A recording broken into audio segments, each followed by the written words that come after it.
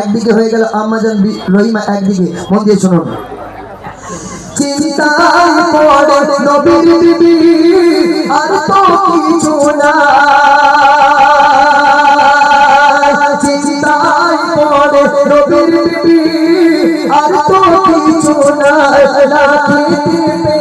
মোর ভগবান কি হবে উপায়, দুষ্ট রোগে ভরে গেল আয়ব নবীর সারাতে গো, দুষ্ট রোগে ভরে গেল আয়ব নবীর সারাতে গো, চলে গেল তিনটি বিবি, চলে গেল তিনটি বিবি, রইল বিবি রহিমা। চলে গেল কটা বিবি?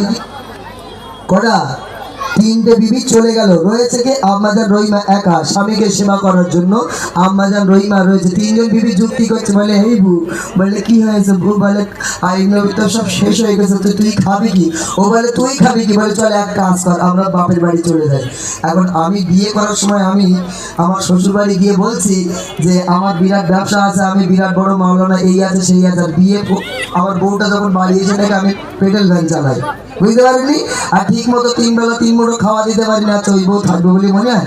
হ্যাঁ, বলে 20 টাকা দাও, আমি একটু বাপের বাড়িতে ঘুরে আছি। বলে ওই যে টোটোই অটোয় উঠবো, ওই টোটোওয়ালার সাথে কোথায় চলে যাবে আর পাওয়া যাবে না, বুঝতে পারেনি? হ্যাঁ, তবে এইদিকে মায়েরা খুব ভালো, স্বামীর পা জড়িয়ে ধরে বসে থাকে। বলছে দেখুন, শরীর গোতে দুর্গন্ধ ছড়ায় সারাদিন আমার,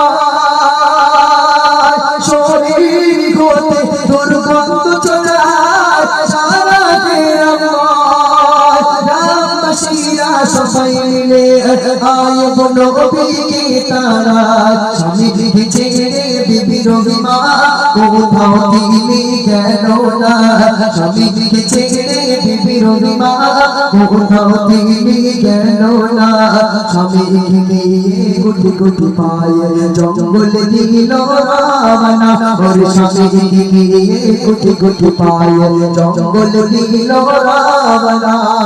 জোরে বলো সুবহানাল্লাহ, আর জোরে হবে সুবহানাল্লাহ। আইব নবী, ওমা আপনারা একটু ভালো করে মন দিয়ে শুনেন। আইব নবী যখন সারা শরীর পচে গেল, দুর্গন্ধ বার হচ্ছে, গ্রামবাসীরা বলছে আইব নবী তোমাকে আর গ্রামে থাকতে দেওয়া যাবে না, তাড়িয়ে দিল। ওই সময় আইব নবীর স্ত্রী আম্মাজান রহিমা স্বামীর হাতটা ধরে বলছে চলো তোমাকে নিয়ে গভীর জঙ্গলে চলে যাব, তোমাকে যখন গ্রামবাসীরা থাকতে দিল না।